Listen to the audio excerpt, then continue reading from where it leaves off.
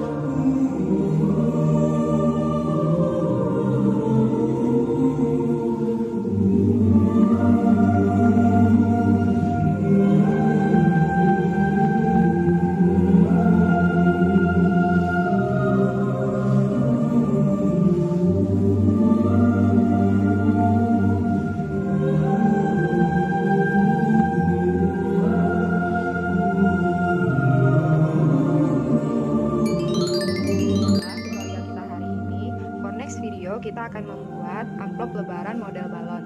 Jangan lupa like, subscribe, dan nyalakan tombol lonceng. Semoga bermanfaat. Assalamualaikum warahmatullahi wabarakatuh.